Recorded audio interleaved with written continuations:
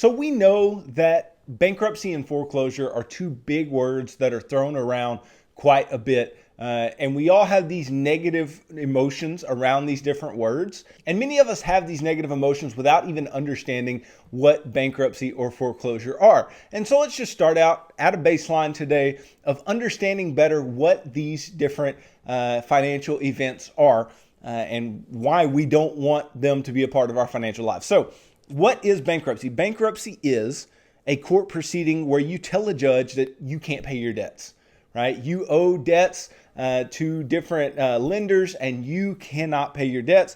The judge and court, what they do, they issue a trustee to examine your assets and liabilities to decide whether to discharge those debts. If the court finds that you really have no means to pay back your debts, you can declare bankruptcy. And bankruptcy can stop a foreclosure on your home, repossession of your property, garnishment of your wages. It cancels many, but not all, of your debts. It does not clear student loans, which is a huge topic, right? The fact that bankruptcy doesn't clear student loans is one of the biggest gripes of student loan borrowers who have trouble paying their debts back. Then bankruptcy does not clear government debts like taxes, fines, or penalties.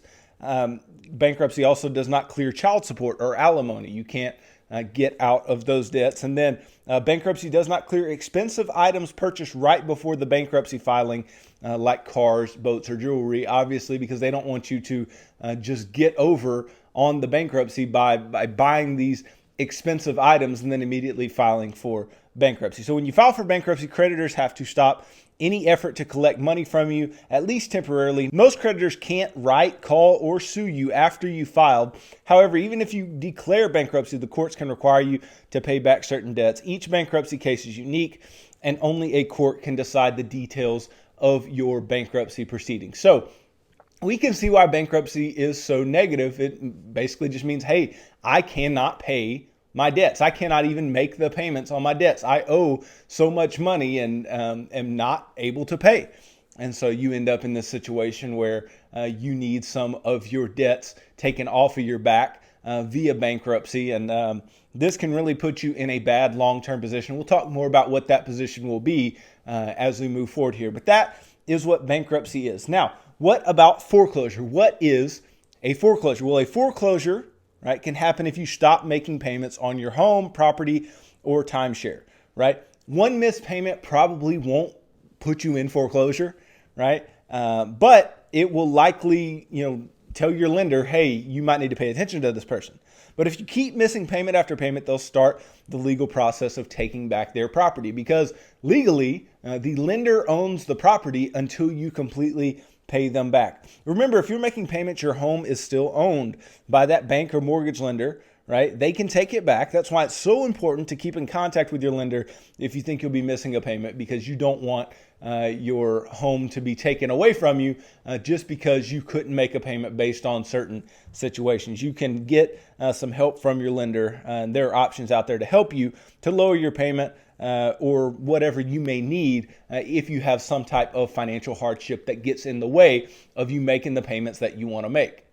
And you can see here why a foreclosure is a bad thing and how it is interconnected with bankruptcy, because bankruptcy is not being able to pay on your debts, and foreclosure is not being able to pay on that specific debt of your home and getting your home taken away. And so these are very interconnected ideas, and obviously they are negative events that we do not want to occur in our financial lives. Now, how do we keep them from occurring in our financial lives? Well, that is the big question.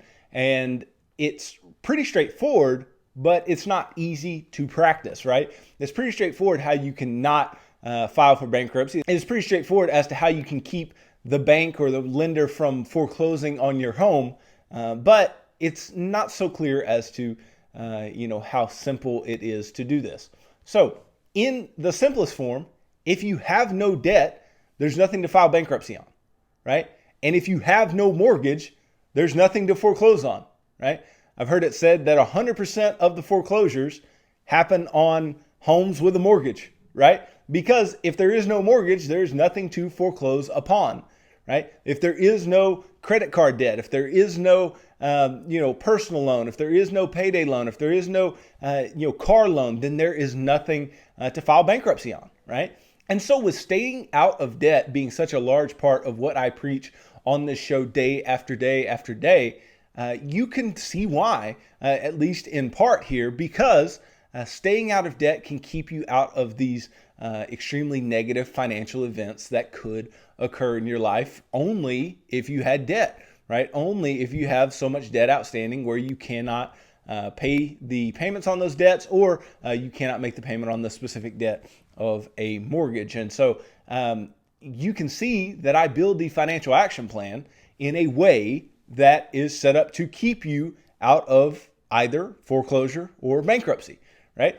And how do I do this? Well, one of the first things that I tell you to do is to budget, right? And to budget is to tell your money where to go. Well, in telling your money where to go, you can at least, at the very baseline, you can at least see if you have any deficiencies. You can at least see if you're not able to make certain payments and start making these arrangements in order to either sell the assets that you cannot make the payments on, or talk to the lenders that you cannot make the payments to and try to get some type of help. You can at least do that just by budgeting. Then once you budget, you move into this place where you begin to build up a small emergency fund, which can help you to stay out of further debt and stay out of a place where you may be forced into a bankruptcy type situation. You end up getting to the fourth part of the financial action plan where you are actually paying off all your consumer debt, right? And having a small buffer of a little 1 month emergency fund. And then obviously, having a budget that is telling your money where to go every month is allowing you to get these debts paid off. And obviously, if you get the debts paid off, then bankruptcy is out of the window. It no longer can be an issue in your life if you get through the fourth part of the financial action plan. And then, the fifth part is building up the emergency fund even more so we don't go back into debt ever, right? You get into that sixth part where you are investing at least 15% of your income. Then the seventh part where we are trying to pay off your home early, pay off your mortgage early. Well, that is going to help us stay out of foreclosure, right? It's going to help us to stay from ever being foreclosed upon. So once you get past the seventh part of the financial action plan, then it is impossible, if you have followed the plan perfectly, to ever file bankruptcy or to be foreclosed upon, because you no longer have those types of debt hanging around. And so as long as you don't go back into debt for any reason, then you don't ever have to worry about foreclosure or bankruptcy, which is exactly why I set up some of these parts of the financial action plan the way I do, because I don't ever want you to have to deal with the pain and the hurt and the issues that surround having to file for bankruptcy or having to be foreclosed upon.